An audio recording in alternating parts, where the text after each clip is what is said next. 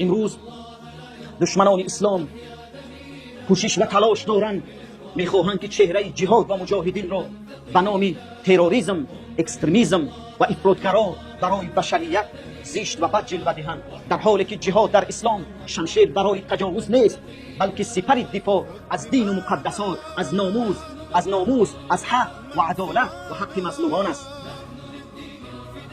مثال هست، حق باید با قدرت نگه داشت حق را، وگرنه باطلان را میره باید انسان حق را با قدرت نگه بدارد، وگرنه باطل، اهل باطل، دشمنان اسلام آن را میره بایند. الحمد لله العزيز القوي ناصر المؤمنين وقاسم الجبارين، والصلاة والسلام على إمام المجاهدين وعلى آله وصحبه أجمعين. أما بعد، أعوذ بالله من الشيطان الرجيم. بسم الله الرحمن الرحيم. لقد أرسلنا رسلنا بالبينات وأنزلنا معهم الكتاب والميزان ليقوم الناس بالقسط وأنزلنا الحديد فيه بأس شديد ومنافع للناس وليعلم الله من ينصره ورسله بالغيب إن الله قوي عزيز. روي عن جابر بن عبد الله رضي الله عنه قال: أمرنا رسول الله صلى الله عليه وسلم أن نضرب بهذا من عدل عن هذا. دوستان و عزیزان، می خواهیم امروز درباره اهمیت جهاد صحبت نماییم.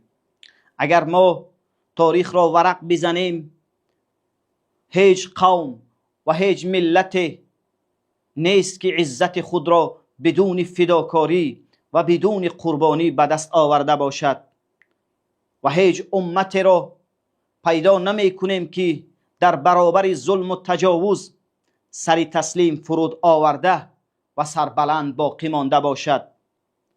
اسلام آغازگر جنگ، قتال، جهاد و ظلم نیست و ظلم هم نمی کند، اما این را اجازه نمی دهد که مسلمان با ذلت و خواری و بدبختی زندگی کند. از همین رو جهاد را برای دفع تجاوز و حمایت از مظلوم و برای حفظ عزت امت تشریع کرده است. عزت بهای سنگین دارد، بهای آن ایمان، صبر و استقامت و فداکاری و دفاع از حق است. اسلام دین رحمت است، اما رحمتی که در برابر ظلم و تجاوز خاموش بماند رحمت نیست، بلکه ذلت و خواری است. اسلام دین صلح است، اما صلحی که به نابودی دین، ناموس، اموال و سرزمین تمام شود صلح نیست، بلکه شکست، هلاکت و انحطاط و سقوط است. الله متعال در کنار روزه، نماز، زکات و حج جهاد را فرض گردانید تا اینکه خون، دین، مقدسات، سرزمین، عدالت حفظ شود. و بیاییم در روشنای قرآن و سنت پیامبر صلی الله علیه و سلم ببینیم که اسلام، جهاد در اسلام چه اهمیت بلندی دارد. به همین خاطر برای رسیدن و عزت و پیروزی اسلام به قوت و جهاد نیاز دارد. الله متعال می فرماید: لقد ارسلنا رسلنا بالبينات وانزلنا معهم الكتاب والميزان ليقوم الناس بالقسط. به تحقیق که ما فرستادیم پیامبران خود را با معجزات و دلایل آشکار و فرود آوردیم همراه آنها کتاب و المیزان و عدل، لیقوم الناس بالقسط، تا اینکه مردم به عدل عمل کنند. و انزلنا الحدید فیه بأس شدید و منافع للناس، و فرود آوردیم آهن را که در آن قوتی سختی است و در آهن برای مردم و منفعت های دیگری هم هست. ولیعلم الله من ینصره و رسله بالغیب، تا اینکه الله بداند جدا کند، آشکار کند چی کسی دین الله را نصرت می کند و چی کسی پیامبران الله را نصرت می دهد بالغیب، در غایبانه.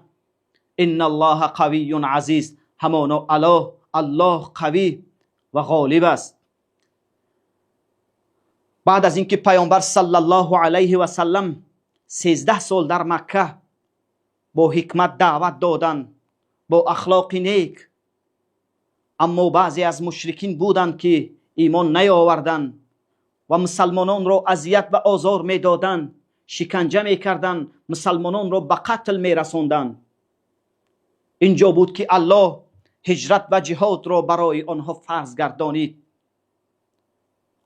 وقتی که الله میفرماید و انزلنا الحدید فیه بأس شدید، و ما آهن را فرود آوردیم. به خاطر چی آهن را؟ مفسرین میفرمایند به خاطر آماده کردن سلاح، سپر، جوشن، نیزه و هر آلاتی که برای جنگ و جهاد به کار می رود به این آهن ساخته می شود.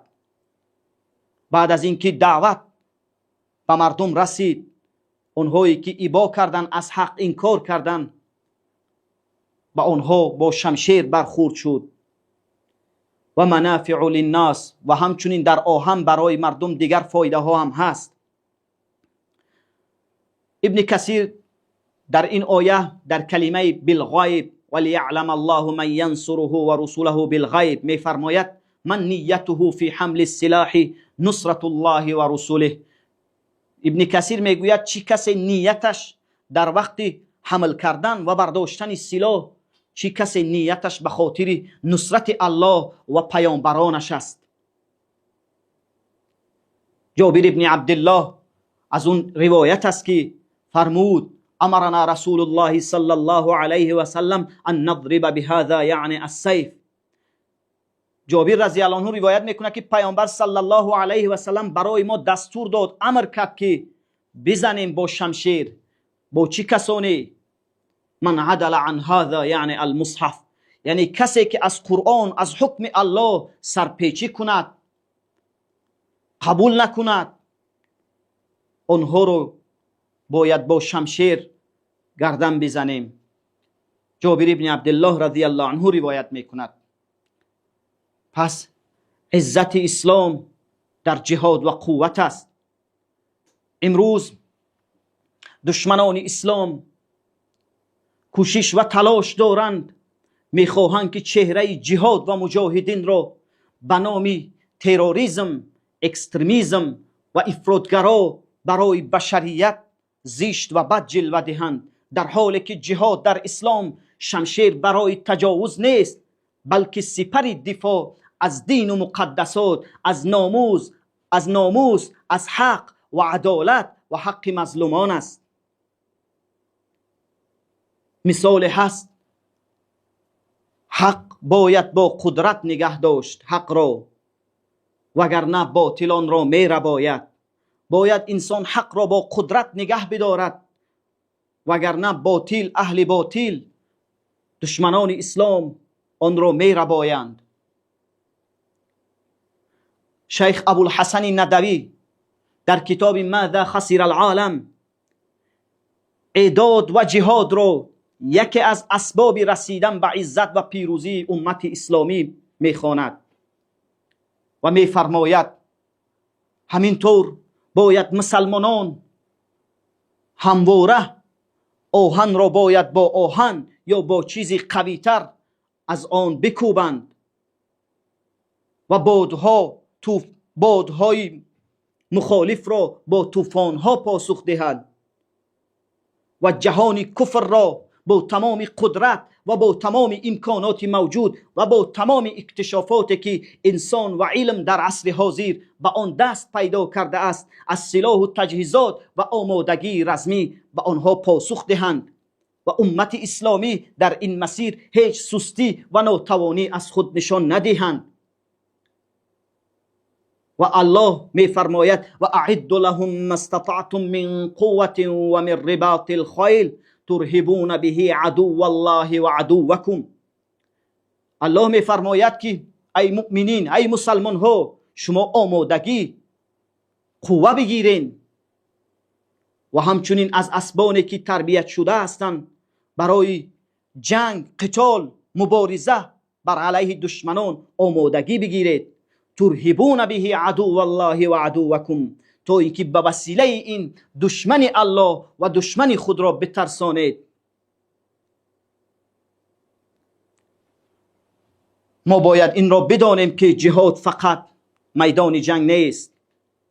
پیش از آن جهاد با نفس است. کلمه حق را در مقابل پادشاه ظالم گفتن است. جهاد در راه علم، جهاد برای اصلاح جامعه، جهاد دفاع در برابر ظلم جهاد است. هر زمانی که دشمنان به دین، مقدسات و ناموس و سرزمین تجاوز کند، دفاع از آن عزت است و عقب نشینی از آن ذلت است. شاعر می فرماید مرد میدان آن کسی باشد که وقتی کار و زار، مرد میدان آن کسی باشد که وقتی کار و زار، پاس دارد دین و ناموس و شرف را استوار. عزت از شمشیر حق از صبر و ایمان حاصل است. عزت از شمشیر حق از صبر و ایمان حاصل است. مرد هر کی مردی راه حق باشد همیشه غالب است. پس دوستان عزیز، امت امروز به دو چیز نیاز دارد. یکم ایمان استوار، دوم آمادگی کامل. ایمانی که بتواند دلها را به الله پیوند کند و آمادگی که بتواند دشمن را از تجاوز باز دارد. اگر مسلمان ضعیف باشد دشمن چشم طمع می دوزد و جرأت این حمله و ظلم را پیدا می کند. اما اگر مسلمان قوی باشد مایه امنیت هم برای خود و هم برای دیگران است. پس دوستان، در پایان بیاییم ایمان خود را تقویت کنیم و فرزندان خود را با قرآن، با علم شرعی، با اخلاق اسلامی، با شجاعت و غیرت اسلامی فرزندان خود را تربیت نماییم و وحدت خود را حفظ کنیم و همیشه برای دفاع از دین و مقدسات و سرزمین های اسلامی باشیم و از الله مسئلت داریم که برای امت اسلامی عزت و وحدت و سربلندی عطا فرماید. السلام علیکم و رحمت الله و برکاته.